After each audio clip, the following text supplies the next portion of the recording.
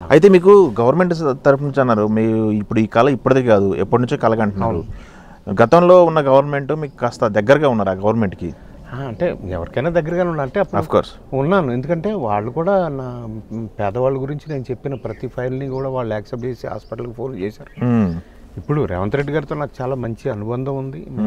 కలిసి కొత్త జీవితాన్ని పంచుకున్న సందర్భాలు ఉన్నాయి మాకు. అవునా? ఉన్నాయి. ఎట్లా? ఆయన పనిచేశారు దీంట్లో, మన దీంట్లో మీడియంలో చేశారు ఆయన. ఓకే, ఆ టైంలో పరిచయం? అంటే ఆ టైంలో కలిసి పనిచేసాం. ఓహో. అంచేత ఆయన వచ్చినప్పుడు ఆయన ఇప్పటికీ అంటే నేను ఎవరి దగ్గరైనా ఇప్పుడు నేను కిషన్ రెడ్డి గారి దగ్గర అలా ఉన్నా, రేవంత్ రెడ్డి గారి దగ్గర అలా ఉన్నా, నేనేమంటున్నానంటే ఆయన కూడా అంటే ఎవరైనా కాదంబరే దా కూర్చో అనే నాకు ఉంది. నేను నా గురించి ఏం అడగను కాబట్టి, ఇది పేదవాళ్ళ గురించి కాబట్టి అది డెఫినెట్గా చేస్తారనే నమ్మకం నాకుంది. ఆయన కూడా ఏంటంటే బాగా రేవంత్ రెడ్డి అనే ఆయన అంత పెద్ద నాయకుడు అయ్యాడంటే మేము తిరిగిన గాలి, మేము తిరిగిన మట్టి ఇక్కడ సోమజ్ కూడా లోపల, అవునా, అయ్యప్ప స్వామి టెంపుల్ లోపల. అయితే నేను చాలా కాలం నేను ఎక్కడో ఉన్నాను కదా అని ఆయనకి దగ్గరికి వెళ్ళలే. ఒకనొక సందర్భంలో పెద్ద పాప పెళ్ళినప్పుడు కార్డు పట్టుకొని వస్తున్నానని చెప్పి ఆయన పిఏకి చెప్పి ఆయన దగ్గరికి వెళ్తే ఒక 3-4 మెట్లు పైన ఉన్నాడు ఆయన. ఒక వేదిక మీద ఎగురొచ్చి పట్టుకున్నాడు ఆయన. అవునా? పట్టుకొని అప్పటి మిత్రుల పేర్లన్నీ చెప్పి ఎలా ఉన్నారు వాళ్ళని అడిగి కూర్చోబెట్టి వాళ్ళందరినీ పక్క జరిపి కూర్చోబెట్టి కాఫీ తెప్పించి అంటే అందుకనే నా ఇంత పెద్దోడు అయ్యాడు ఎత్తున అనిపించింది నాకు. నేను ఎక్కడున్నానో తనకు తెలుసు, నేను వేరే జెండా పట్టుకు తిరుగుతున్నానని తెలుసు, దానికి ఈ స్వార్థం అనే తెలుసు. ఆయనకంటే క్లారిటీ ఉంది. అంత పెద్ద నాయకుడు అయినా అంటే నాకు ఆశ్చర్యం వేసింది. అలాగే ఇప్పుడు టీఆర్ఎస్ ప్రభుత్వంలో ఉన్నవాళ్ళు కానీ, బీజేపీలో ఉన్న వాళ్ళు కానీ, ఏ పెద్దవాళ్ళైనా సరే నాకు ఈక్వల్గా నేను వెళ్తాను. నన్ను పార్టీ పరంగా నన్ను చూడరు. పేదవాళ్ళ ప్రతినిధిగానే చూస్తారు, లేదా ఒక యాక్టర్గా చూస్తారు, లేదా అభిమానించి వాళ్ళ అభిమానిగానే చూస్తారు. సో నాకు ఆ ఇబ్బంది ఏం లేదు, ఎక్కడ లేదు. ఇంకోటి ఏంటంటే ఇప్పుడు రేవంత్ రెడ్డి గారు ప్రభుత్వం వచ్చిన తర్వాత ఈ 15 నెలల కాలంలో ఎంతోమంది పేదవాళ్ళకి నేను హెల్ప్ తీసుకున్నా గవర్నమెంట్ దగ్గర. అవునా? చాలా మందికి నన్ను కలవకుండా కూడా వాళ్ళ ఫైల్ సైన్ చేసి హాస్పిటల్కి ఫోన్లు చేసి పొంగులేటి శ్రీనివాసరెడ్డి గారు కానీ ఎవరైనా మనకి ఈ ప్రభుత్వంలో ఉన్న ఏ పెద్దలైనా నాకు చేస్తారు. రేవంత్ రెడ్డి గారు టీం మొత్తం నాకు సపోర్ట్ ఉంది.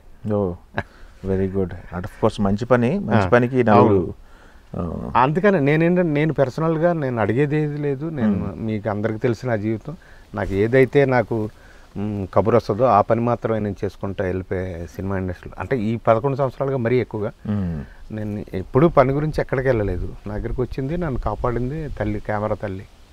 అలా బట్ దీని గురించి తన గురించి కాదు కాబట్టి తనకి చేయొచ్చు అని డెఫినెట్గా పెద్దవాళ్ళు అనుకుంటారు అన్నది నా నమ్మకం. ఎస్, వెరీ గుడ్ అండి. మంచి ప్రయత్నం. మీ మంచి ప్రయత్నానికి తోడు ఉంటుంది. Thank you. ఇంకా ముందు కూడా తోడు ఉండాలని కోరుకుంటున్నాను. Thank you. ఎన్ని సంవత్సరాలు అవుతుంది నాన్నగారు మొత్తం జర్నీ అంతా? నాది 40 దాటిపోయిందిగా. 40 దాటిపోయింది. నటుడిగా 40 దాటిపోయింది. అంటే చిన్న కాలేజ్ చదువుకుంటున్నప్పటి నుంచే నాటకాల నుంచే టెలివిజన్ లేదా సినిమాలు చదువుకుంటున్నప్పటి నుంచే. ఓకే, 40 సంవత్సరాల జర్నీ. సినిమా ఇండస్ట్రీకే 100 సంవత్సరాల వయసు అంటే దాంట్లో 40 సంవత్సరాల మీ జర్నీ ఉంది. అంటే చిన్నోళ్ళం కదా. అఫ్కోర్స్ చిన్నోళ్ళ పెద్దోళ్ళ లేకపోతే పెద్దవాళ్ళగా చాలు, చిన్నవాళ్ళు కాబట్టి. ఎందుకు మీరు చిన్నవాళ్ళు అనుకుంటారు? అలా అనుకుంటే మనకు వేరే బాధ ఉండదు. ఎందుకు ఓవర్ నైట్ మన స్టార్ అవ్వలేదు, మన పక్కన ఉన్నాడు అయ్యాడు కదా అని, వీళ్ళు అయ్యారు కదా అని. ఇప్పుడు 29 మంది, మన 30 మంది నా దగ్గర పనిచేసిన పిల్లలు, మనం నిలబెట్టిన వాళ్ళు పెద్ద పెద్ద డైరెక్టర్లు అయ్యారు ఫిల్మ్ ఇండస్ట్రీలో. మనం అవ్వలేదని ఫీల్ అవుతామా? అవ్వకూడదని నా ఉద్దేశం. అలాగే నాతో తిరిగి ఒరే అన్న ఫ్రెండ్స్ ఎంతోమంది స్టార్స్ అయ్యారు. కొంతమంది చచ్చిపోయారు, కొంతమంది ఇంకా ఉన్నారు, కొంతమంది ఇళ్లలో ఉన్నారు. అయినా నేను ఇప్పటికీ కేబుల్ తొక్కుతూనే ఉన్నా, సెట్లో పనిచేస్తూనే ఉన్నా. నాకు అదే తృప్తి. పని చేస్తున్నాం కదా చాలు. పని లేకుండా కూడా ఇంట్లో చాలామంది నా కొలీగ్స్ ఉండిపోయారు. దాని బదులు నాకు ఆ తల్లి ఇంకా ఇప్పటికీ వర్క్ ఇస్తుంది కదా, వర్క్ చేయగలుగుతాం డైరెక్టర్ల దగ్గర హ్యాపీగా ఉన్నాం.